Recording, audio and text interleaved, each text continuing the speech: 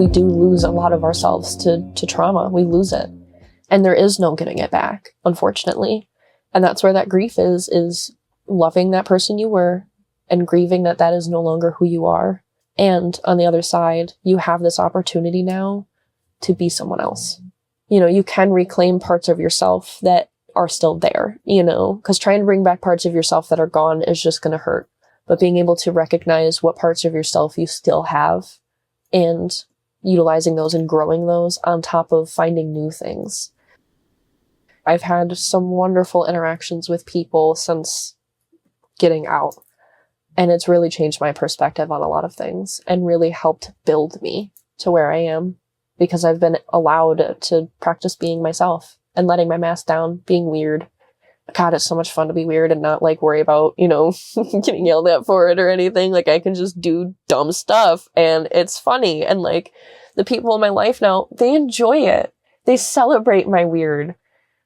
They call me feral and deranged, and they say it with love, you know? And like, I never thought I would get that. I never thought that there would be people in my life that celebrated the parts of me that are weird.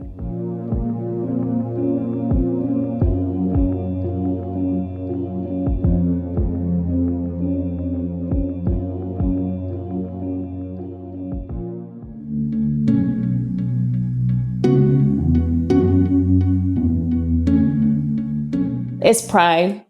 Like, I don't want to live in a shelter. I don't want my kids seeing me live like this. I don't want help. Nobody wants help.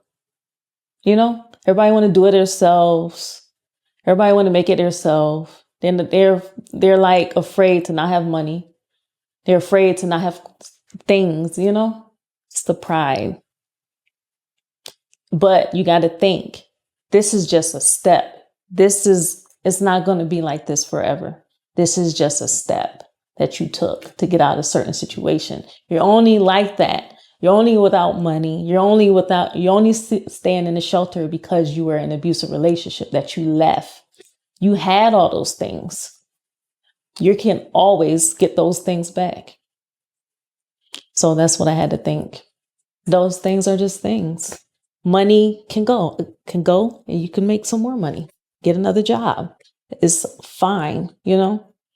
Yeah, and then a lot of people think of bills. Oh, I got this bill. Oh my God, what am I going to do? They panic. But you just stay calm and just like, look, I'm going to pay my bills when I get a job. Just let them know, you know, and then you just move forward.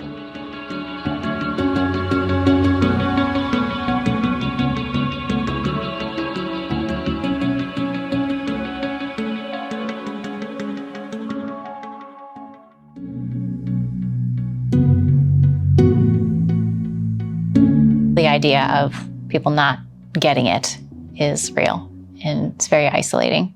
And that makes you not want to talk, even if they were supportive, but you wouldn't understand, so why waste my breath trying to describe this? Like, it's hard enough to live it, let alone to recount it. It's like a prism, you know, and there's so many different facets of it. And that's just so weighty. And even reading material on grief. I actually read a really good book recently on it called Resilient Grieving. But it was the first book that I resonated with, because everybody says, here are the 5 stages of grief that you have to go through, and you cycle through over and over and over and over again. And it's like, oh, I mean, never-ending merry-go-round that I never want to get on ever, you know? So this other book was super helpful in just like some practical ways to grieve. And it's hard to hold the space to actually carry the weight of grieving and accept that, and the time to do that. You know, I know my therapist and I have talked about that too, that like sometimes when you just need to fall apart, you can't actually. You have to hold together for your kids or for your job or whatever. And so it's like, okay, push pause button on that. And then like, when you get home tonight, then you just fall apart and let that go. I think if we grow properly, then we learn to hold space for grief in a very different way. Overwhelming feelings and negative feelings.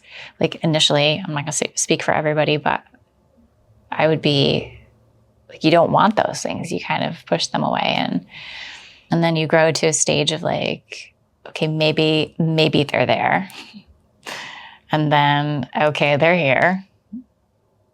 And I think ultimately you want to move to a stage where they're welcome, which is like awful. But they don't go away, So I think that grief slows the process down for that transformation to take place and for us to really look at ourselves and see, sure, there's what's been done to us, but the greater grieving is probably what we've allowed to be done to us.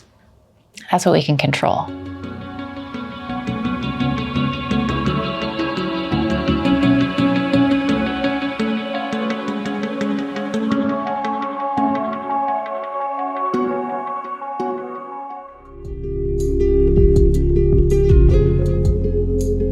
I first started this advocacy thing and lobbying because I wanted to help.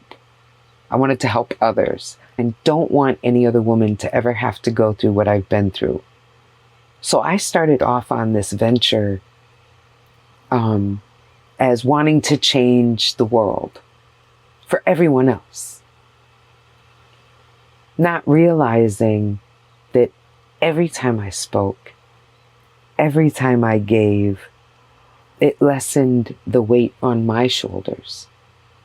It got some of that gunk out of me that I had stuffed for so long, because there is no rehabilitation in prison. It's just a warehouse for people. There's no therapy. They control the masses with mental medication. So for 17 years, I had a lot of stuff I stuffed. And a lot of stuff I had even forgotten about. And then I found through sharing, it started lessening that burning in the pit of my soul. And it started lessening the weight on my shoulders. And I even though I sleep okay, I slept better.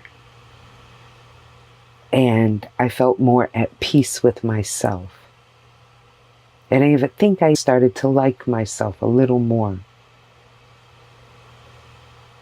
because I got it out. And when I share with you, the pain isn't all mine anymore. And whether you roll your eyes and walk away like, oh, God, I don't want to hear this, or you embrace me with support, it doesn't matter. I still got it out. And you can't unhear what I said. But I know that every time I talk, I get more of that shit out of me. Because I wasn't supposed to have it all in the first place. And sharing it is just that. Many hands make a heavy load light. And that's how it feels.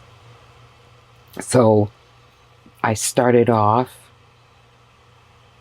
doing it for everybody else. Through the middle, a lot of it was my own healing journey. Doing it for myself and for empowerment and validation and all those words. And now I'm so comfortable in my skin and in my presence that I can do it for other people again knowingly. I may have helped somebody tonight. I may have related with someone. I may have let somebody know they're not alone. Because the people who talk, that's great. But the people who don't talk, that's scary.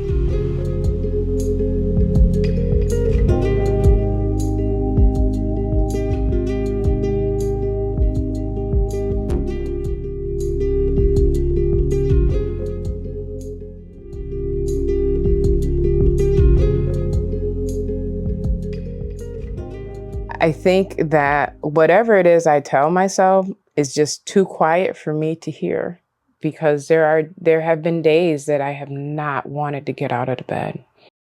And it wasn't someone that said, come on, you got to get up, you got to do this, you got to go to work. It wasn't that. There was something. It had to be me. It was only me in the room. And it's actually one of my personal pet peeves to hear is that everything takes time. But when someone's in emotional pain, reminding them that they're going to be in emotional pain for a lot longer isn't very helpful. As much as hearing it pisses me off, I really think that it's time. It's not just time, though. It's time to go through it. You know, I mean, even before this relationship, I struggled with mental health issues and depression and anxiety, adult ADHD. And, you know, not running from it and learning. I had a therapist once who would always say, you got to sit in it. And what the freak does that mean? Sit in what? I live it. Like, what are you talking about? And I still don't quite get what sitting in it means. But I have to feel it. As horrible as the feelings are, I have to feel it. I have to acknowledge it. If I got to write till my hand hurts, then I'll write it down. If I got to sit in my car listening to the most god-awful metal and things that you wouldn't expect me to listen to, then that's what I got to do. That's what I got to do. Essentially, it's a battle as I'm preparing mentally and emotionally preparing myself to do battle.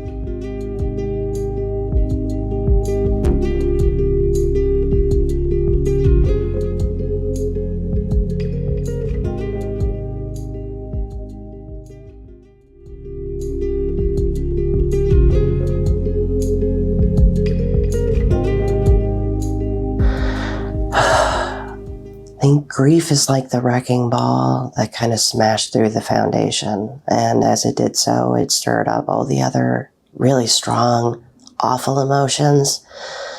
The sadness, the fear, the anger, and so much more. And at the center of it all, you know, the grief is still there. You're mourning your vulnerability. You can't feel safe around other people for a really long time, at least in my case. It's like you're mourning things you didn't know you were going to lose. You're mourning things that you didn't know you'd miss. And like I said before, you're kind of mourning the idea of this good, kind person that never existed, but you're also mourning your peace of mind.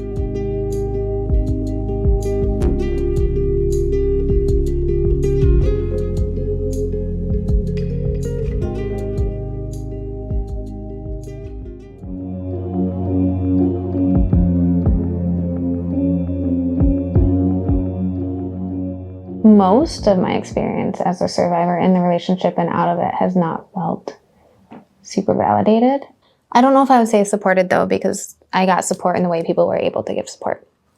But I don't think people get how to give support in a way that's helpful. I think there's a lot of, oh, the relationship ended, so now things are good, and that's not the case. Or there's a lot of like, yes, this is a bad thing, you shouldn't do this. But when you're in it, you know it's bad, but you can't not do it. I will say that I had a friend who did not ever say, leave this relationship. And after the fact, she goes, I knew you would when you could. So that was helpful. I think that the support that would have been most helpful would be, hey, here's what I see. Let me know what you need. Versus, yep, that's abuse. What are you going to do? I don't know what I'm going to do.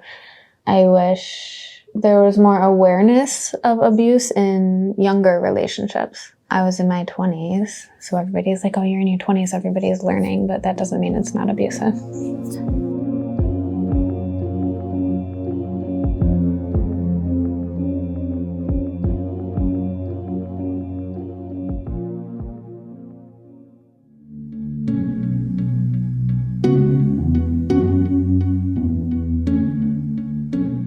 I'm reclaiming peace, reclaiming joy, reclaiming all the things that I thought that I wasn't, reclaiming power over myself, over my thoughts, over my being and what I want to do.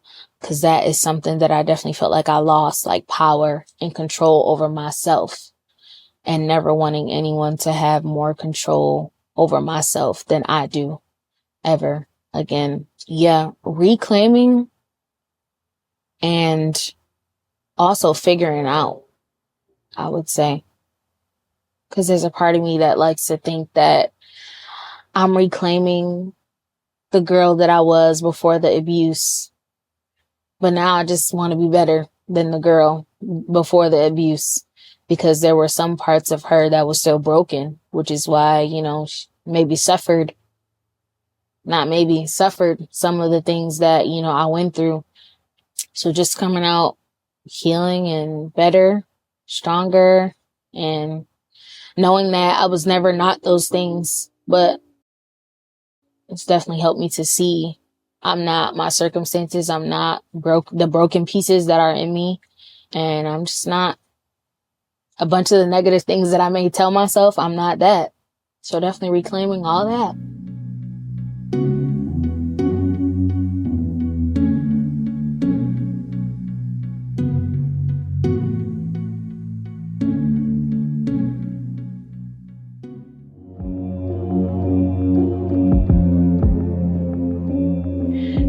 So one of my solutions was reaching out online, and I found support groups, and I found Facebook groups, and I found people who were in my space and in my frame of mind and had been through it or were going through it and offered strength and offered support and could say, this is how this feels and identify with me. And it was so helpful to me. It was magic almost to find those people virtually. When I get anxiety or when I would feel overwhelmed, I put together a little sensory pack. Something soft and silky that I can touch, a jar of lavender oil, and a photo of my daughter and my dog. Just think a visual, a scent, and a sensual thing, so that things that I can start to calm my nervous system with. But yeah, just anything that can get me focused back into my body and out of my head, I think is what the key is. So music and dancing, or just grooving to, a little R&B or some blues was always the best, way to get me out of a funk.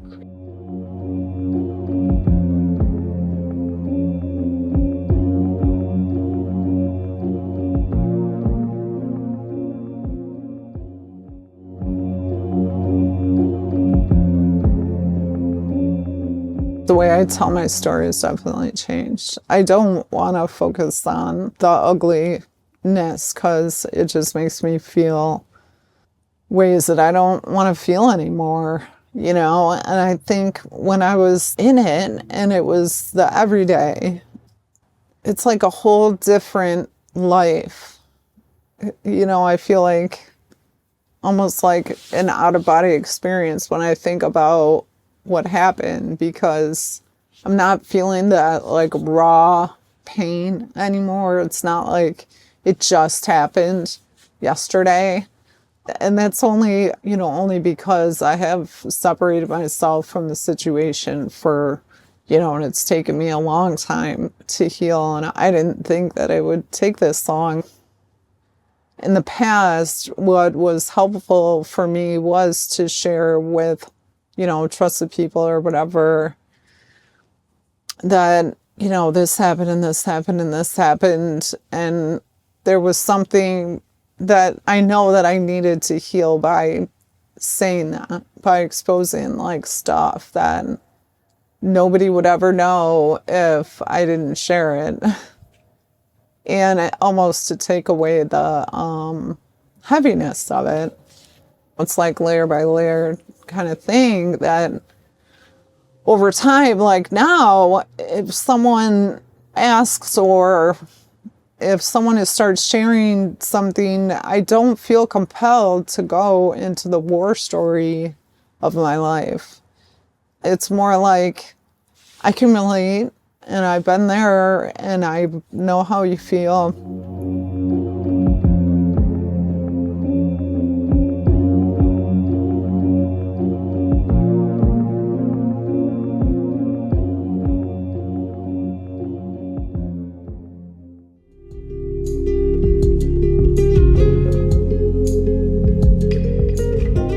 I used to wake up every morning and literally the first thing on my mind used to be all things negative.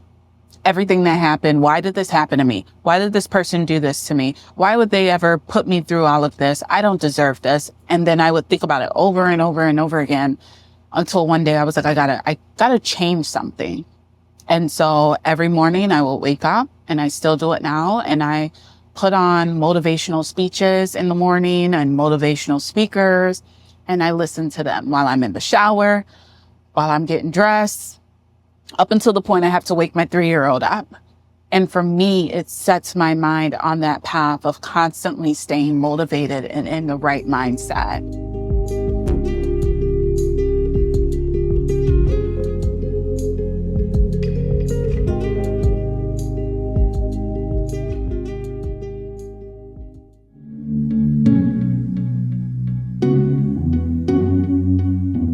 What I realized was I was taking pebbles, right? They always say, like, take each stone off of the mountain, like take each stone away and you'll heal. And what I was doing that I realized is I was building a boulder. I took a stone and I was just rolling it and rolling it and rolling it because her story isn't public. It's the constant, what happened? What happened? What happened? And so it was like, rolling. So I wasn't dealing with grief. I was dealing with the story being told. And I thought that was healing, being able to talk about it and not cry. And then one day I was like, oh, shoot. Like, I have this massive boulder that now I need to push aside.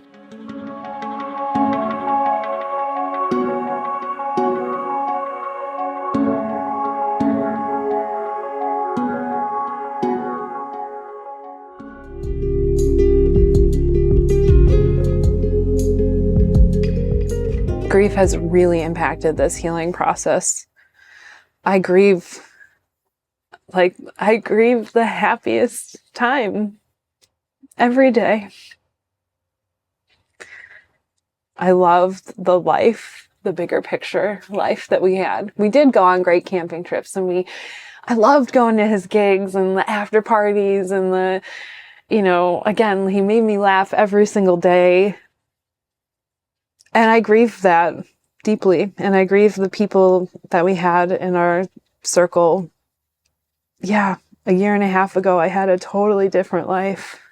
And I grieve it all the time. And it's weird to grieve something that was really harming you. I didn't know. I didn't know how harmful it was until I walked away. It is kind of like a drug in that way. It's hard. I'm leaving the city because of the grief. I can't take it. We live a mile away from each other. I see him all the time. I grieve a lot of what could have been, which again is really foolish, but I grieve not sticking up for myself sooner. And so that's another thing I grieve is this is a pattern, and why is this a pattern? And so now my therapy has kind of changed directions and started to focus on not repeating this pattern and recognizing, did I think I could take care of a severely depressed person who's tried to commit suicide before? Yeah, because my dad was a severely depressed person who tried to commit suicide before. So the insight is that I also am repeating a pattern.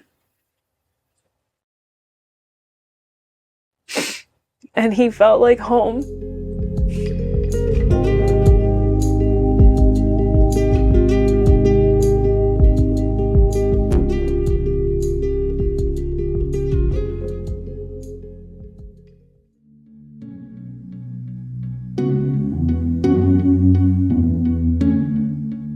One thing that I would say to people who are healing from abuse is that there isn't a specific time frame that you need to be on, and that you have to take the time and space.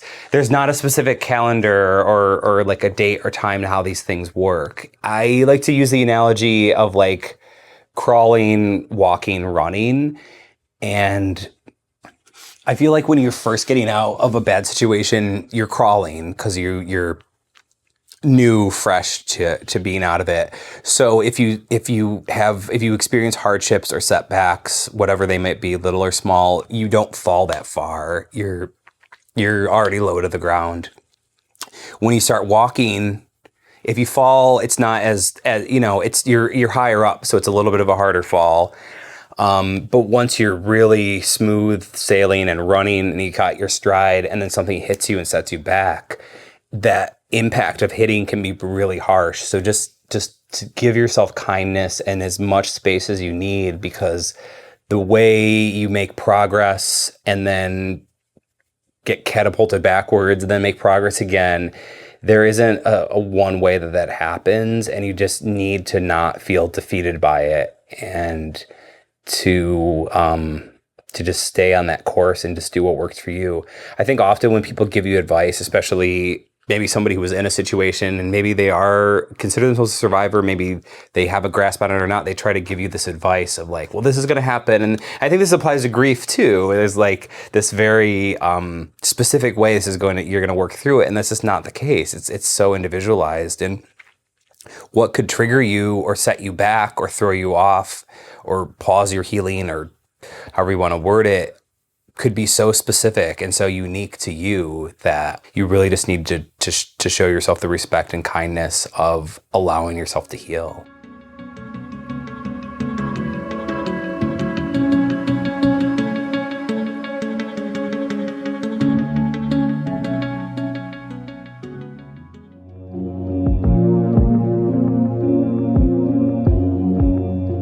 There's different stages because as you grieve, and a lot of survivors, especially ones I've talked to and myself included, as you start grieving one thing that's happened to you, other stuff comes up and it's triggered other memories. But as you heal one part of you, other parts of you get healed like by proxy. So understanding that process and not being scared of that process, it's not this length of time, it's this all-encompassing circle of a process, and you're kind of always in it, because at the end of grieving process is acceptance, but it's not the end. It's just a circle. You're just going around and around, and you need that process because you need to feel empathy for yourself. And as you grieve, the point of grieving is to trigger that self-empathy. So you might need to go through it. It's something actually beautiful to go through because it makes you feel more empowered to actually feel, wow, I went through this. That was a lot. That's a lot to go through for one person and to survive it.